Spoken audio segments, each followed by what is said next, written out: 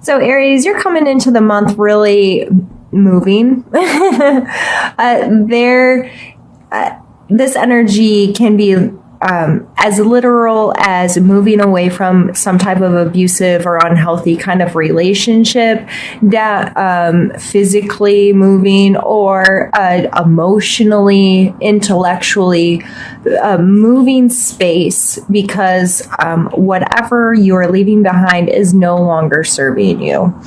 And your strength may be playing a big role in this right now, and you may not feel very strong. You may feel a little bit weak, and you may feel like this has beat you up a bit, but you are very, very focused on this coming to an end, and not only it coming to an end, but being able to rebirth it in the way in which you would like. Every end is followed by a beginning. The darkest nights, the sun still comes up. Like, you're very focused on, okay, I've had enough of whatever this is, and I need to make a change. I need to put this behind me, literally, and move my ass forward. And you have the Magician coming in from a past card. So this may very well be you really focused in on manifesting the life that you want, being actively engaged in practicing of the law of attraction, if you will, thinking better thoughts, being honest with yourself, utilizing your assets properly to move yourself in the direction you want to go. And you are really, like, the Death card couldn't be more straightforward. You want this over with, whatever this is. And in your strength area, we have the Eight of Swords. So typically this card is seen as very like self-limiting, or not being aware of what's around you, and kind of closing in on yourself and closing your eyes, and if I don't move and if I don't know what's there, then I can't get hurt, and I'm just going to stand here and I'm going to be still. As a strength, it may be very good for you right now to be careful, to not limit yourself, but to be aware of your limitations, is how I'm reading this right now. To be aware. And I hate telling people to set limits on yourself, because I don't like that. I don't really want to tell you to set limits, but just be consciously aware of your thought patterns right now, because a lot of this is these are her thoughts, and these are all the negative things and all the things she set up around her to keep her enclosed there. So she doesn't know if they're really there or not. That's just what she's imagining under her blindfold. So as a strength, this is use your thought powers right now. Use your abilities to imagine the possibilities, but not in a negative way. Use it in a very analytical way of what's serving me, what's not, what's going to benefit me, what's not, what can I physically do right now and what I can't, and working on just having a more logical view on what's happening in your surroundings. And then we're followed by the Moon card here. And the Moon card is one of my favorite cards. It comes out a lot in my readings. It's a big, like healing moon, Taro. So this is kind of an upcoming energy for you. This is something you need to be aware of in May. That this card can really speak of your intuition and knowing what's right for yourself. It can also speak of different viewpoints and perspectives, because what shows in the day does not show at night, and vice versa. And how things appear under those two different lights are different. And what are the shadows? And this can really speak to the shadows within yourself, traumatic experiences, or things you've held on to your entire life, these like subconscious shadows that are hidden inside of you, that maybe be may be being brought into a different light because you are moving, you're changing your perspective on this, and you're focusing differently this month, and it may really lead to you intuitively being more conjoined with where you want to go in the life that you want to have. And our suggestion card is the Two of Coins. So the Two of Coins, he's juggling, and he is multitasking, and he's making it work. And this card speaks of being flexible, going with the flow. The sea's topsy-turvy in the background. He has this thing going, and no, they may not be equal, but they're still, he's capable of keeping this flow going, right? So this kind of energy can be exhausting. It can wear you out. You can get worn a little thin. However, this is something you're capable of, and it's being suggested to you this month to keep juggling. Make sure you keep the momentum going. It's not going to last forever. And this is followed by the Seven of Swords. And he's kind of known as the sneaky thief. He's stealing away 5 of 7 swords. And this card, this is in your need to know area. So either both sides of the coin, maybe you need to take care of yourself first right now. You need to be self-serving. And that's probably why you have 2 cards that are moving away with swords. You have 4 sword cards right there, all in the top here. So there is a lot of analytical brain power happening this month. And so with these 2 cards, these two are moving. This is how you came into the month, and this is what you need to, one of the things you need to know this month. So either someone could be physically taking something from you. They could be investigating you. They could be stealing time away from you, or just like sneaking away kind of thing. Or that could be you. Are you being sneaky with how you spend your time just so you have more time to yourself?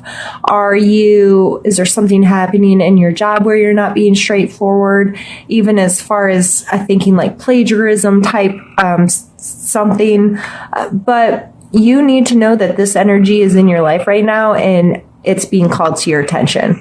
So whether it's you or somebody else in your life, be mindful of that. If it's you, is it keeping you up at night? Because that's your next card. Or, are these kind of behaviors eating you? Because this person can't sleep because of all of these thoughts. Let's rack them up. This is all the stupid stuff I've done, or these are all the bad choices I've made, or these are, I haven't been good to myself. I haven't been taking care of myself. Whatever I've done, guilt. I'm getting that very strongly from this card, especially in this placement. You are scared that this is how you're going to continually feel. You're going to continually question the actions that you've taken and the thoughts that you've had, and it's snowballing. With all these swords, I see this kicking your ass. And then we end down here with the Hierophant.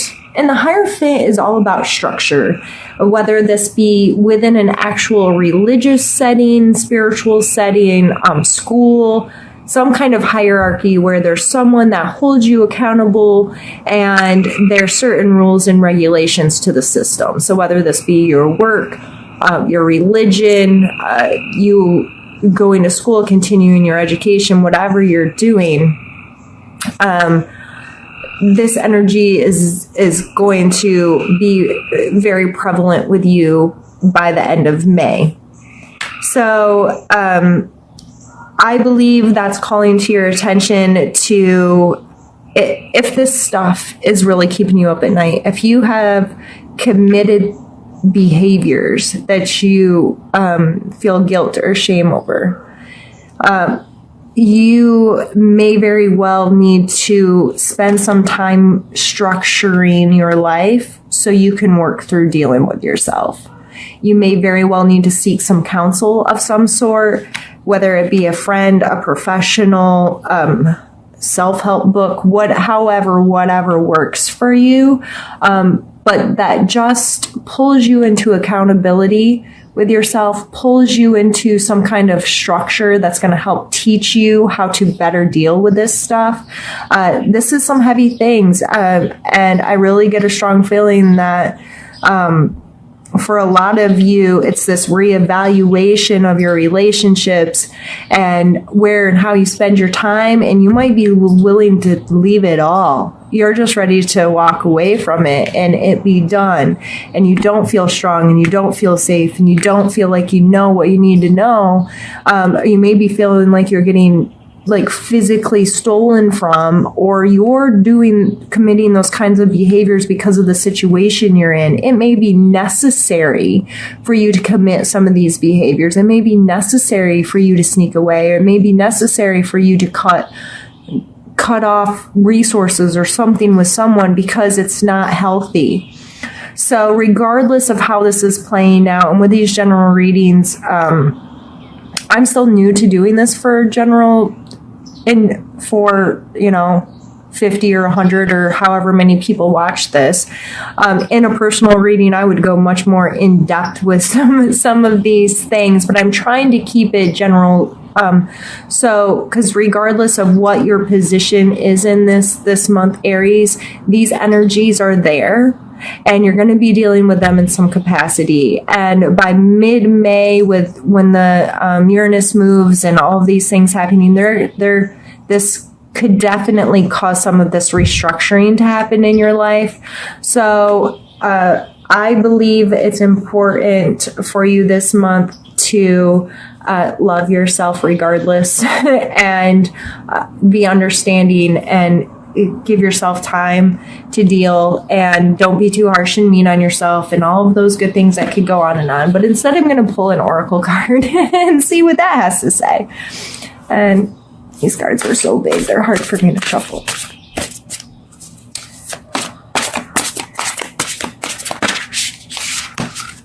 I guess it's that one. Open your heart. And we're even going to consult the book just because we can. I'm still relatively new to these. The truth of our world, nature, and environment is love.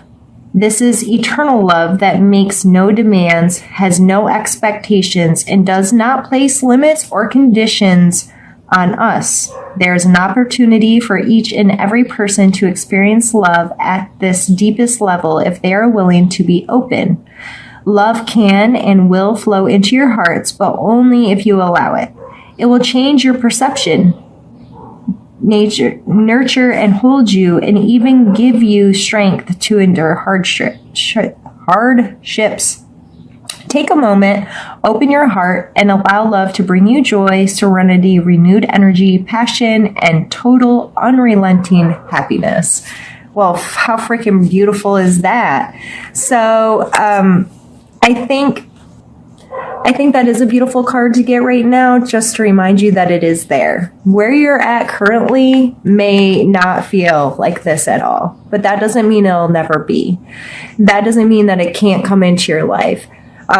Especially with the magician coming up in your past, like, I think you know that you can create the life you want, that you have a conscious role in manifesting in your life. But that doesn't mean that it's always easy, and it doesn't mean that the path from A to Z is a straight, smooth path. Like, coming to terms with some of this stuff and dealing with it is not comfortable, typically. But if you're in a constant reminder that love is there, it's around us all the time, we can share really awesome relationships with people that are just going to help us overall in our life. Like, I think that's kind of the point of us being here, is to experience that beautiful unconditional love. And it's really, really sad when we don't allow ourselves to do that. So yeah, this was heavy. Yeah, but that's okay. And a kid just tried to interrupt me and they got themselves.